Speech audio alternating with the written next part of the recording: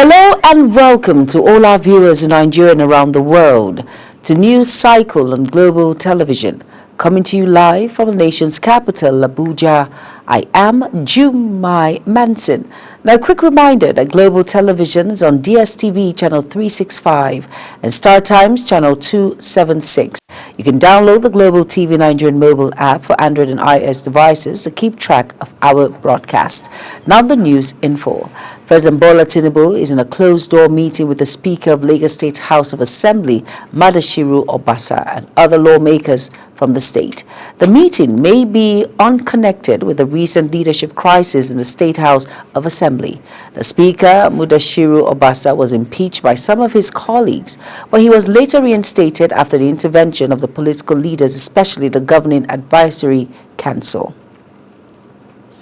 The Commonwealth Association of Nigeria has joined other member states to commemorate Commonwealth Day 2025, reaffirming its dedication to democracy, human rights, global peace, inclusivity, and sustainable development. Kike Lomo Okere tells us more.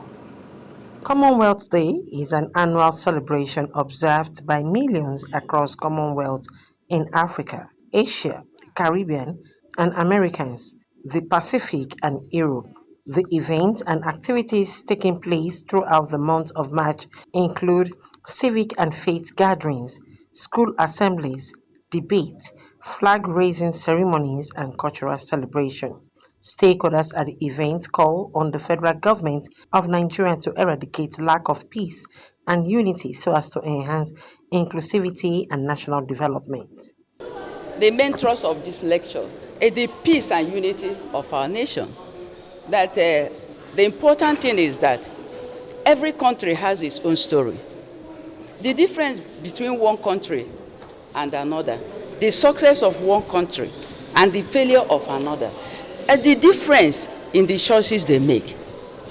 Whether choice of leadership, Nigeria is progressing, but not at a rate that ought to progress.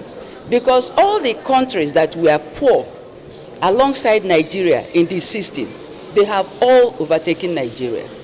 And the basic thing that we are having is this issue of lack of unity and lack of peace within Nigeria. Like I said there, that I encourage every single Nigerian to have the courage to take bold steps to set aside those things that bring us, that divide us as a people, and bring those things that unite us as a people. Because when we are united, we will make stronger achievements together. The core values of Commonwealth is peace, democracy, and good governance. And that's why all the speakers are talking about peace, how we can live together as one family under God. That is the core activities and core values of the 2025 Commonwealth Day, which is tagged Together We Strive, provide a critical opportunity to take stock of the national challenges, progress, and expectation in both personal and community relationship. Kike Lomo Okere, Global Television News.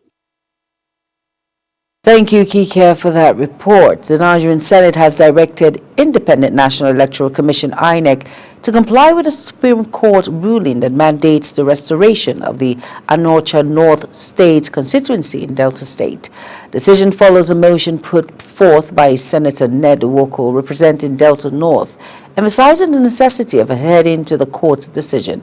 Here is Queen Agaba's report.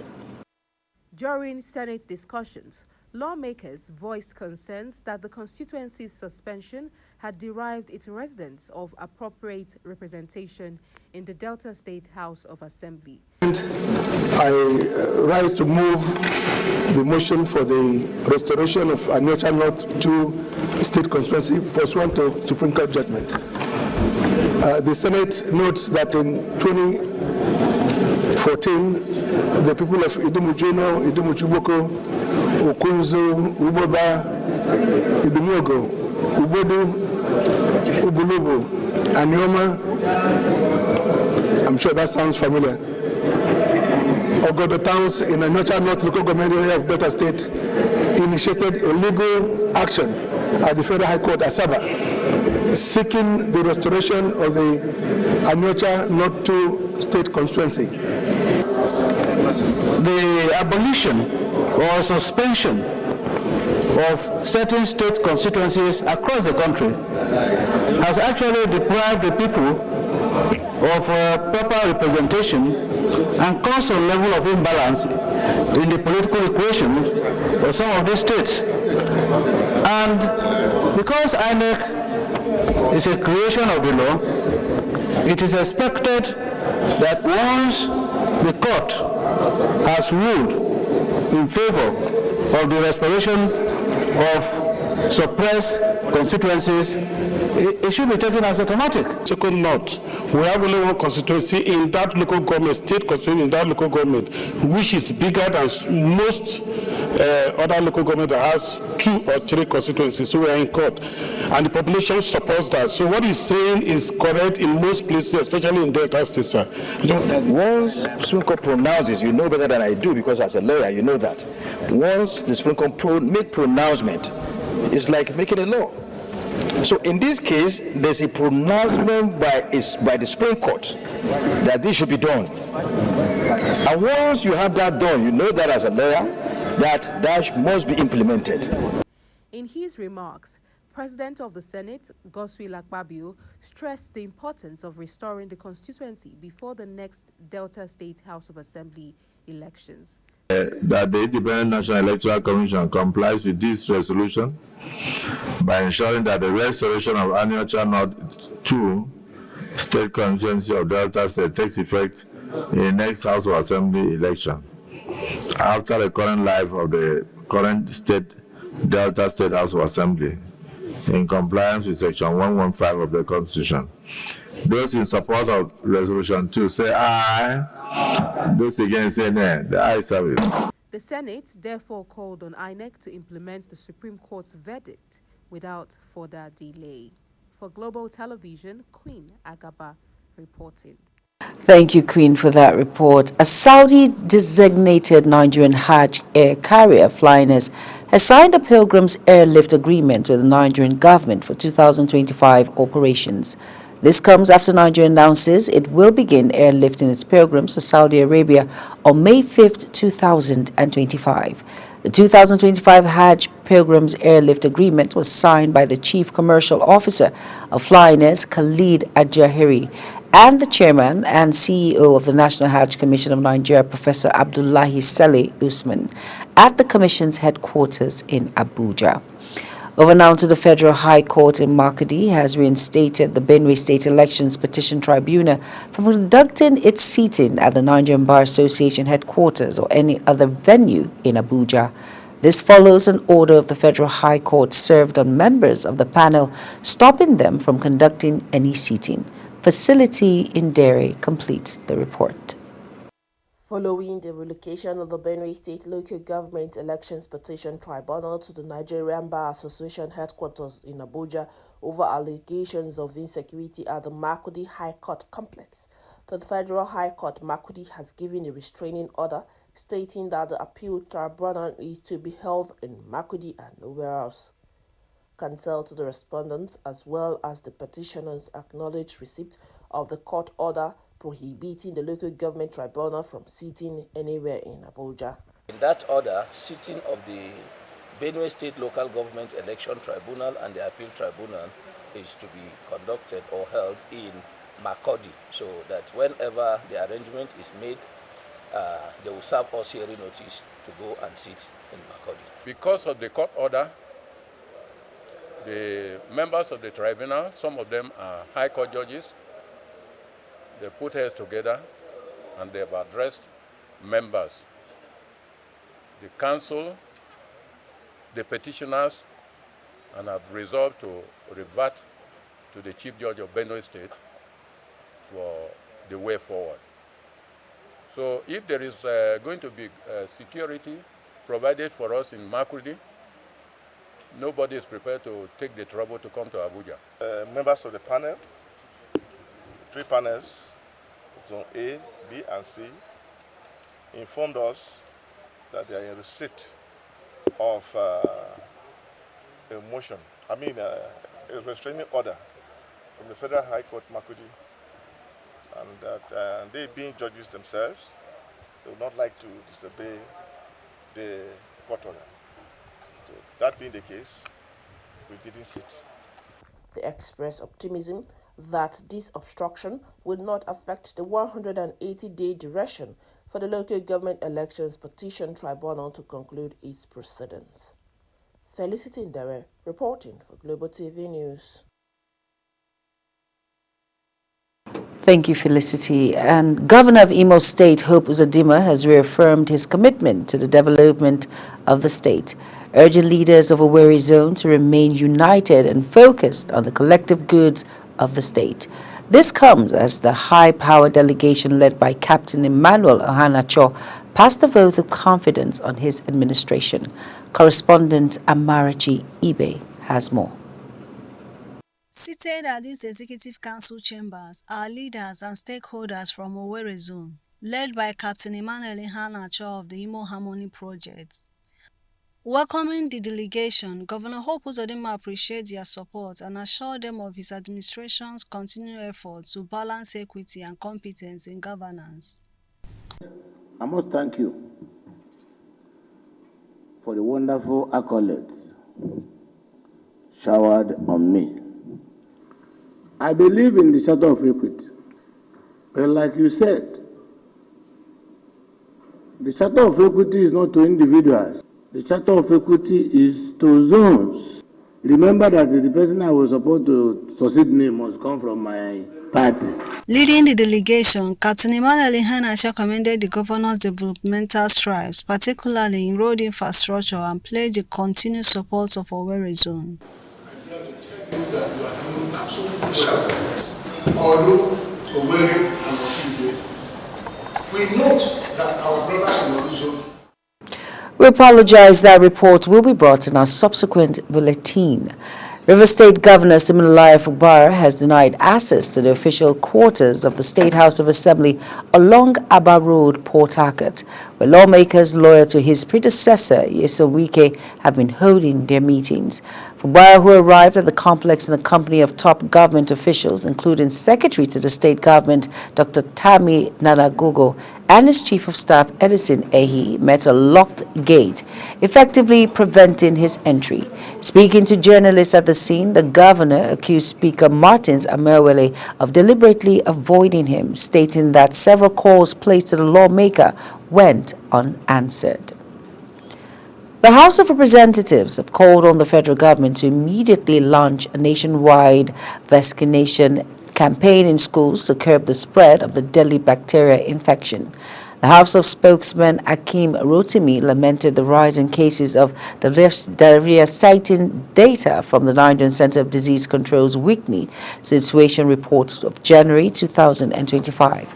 We recorded 24,804 confirmed cases across 25 states since 2022, with 1,269 deaths in 18 states. He also acknowledged the efforts of the NCDC and the National Primary Healthcare Development Agency in combating the disease. You are watching the live broadcast of News Cycle. When News Cycle returns, Imo State takes a bold step in digital transformation. We have those details from the world of business as well as foreign and sports stories right after this break. Please stay with us.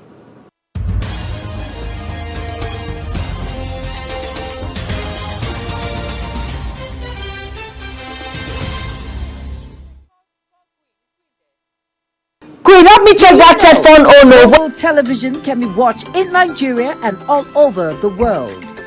Download the Global TV Nigerian mobile app for Android and iOS devices to watch global television real-time from around the world. What are you waiting for? Start downloading and stay connected to Global Television.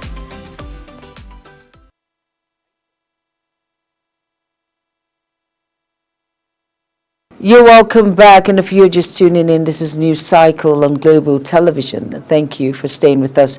In business now, Imo State has taken a major step in its digital transformation journey with strategic partnership between Imo Digital City and U.S. Market Access Center. USMAC, a top Silicon Valley-based startup accelerator, the argument aims to connect Imo's tech ecosystem with global opportunities, fostering innovation, investment, and job creation. Our correspondent, Amarachi Ibe, reports. A new era for Imo State digital economy as Governor Hope Uzodinma and Chris Berry, Managing Director of USMAG, formalized a partnership set to position Imo Digital City on a global tech map. According to Governor Hope Uzodinma, the collaboration will provide training, knowledge transfer, and access to international investors, accelerating the state's digital growth. With the signing of this agreement, we are moving Imo State very close to our digital industrialization program. What we're trying to do is to enable multinational companies with global name recognition to partner with Imo State in our determination to create jobs, to reduce youth restlessness. For USMAG, this partnership reflects its commitment to expanding technology innovation beyond Silicon Valley, empowering startups and entrepreneurs in Imo State.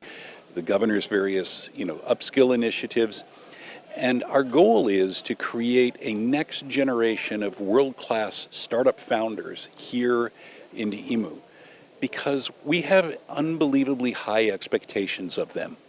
Our belief is that these people can create companies with new, innovative solutions that can not just solve the problems that are present here, but that are present across all of Nigeria, West Africa, all of Africa, and honestly, the world. With this milestone agreement, Imo State is not just embracing digital transformation, but taking bold steps towards an innovation-driven economy that will attract investment, create jobs, and drive technological advancement.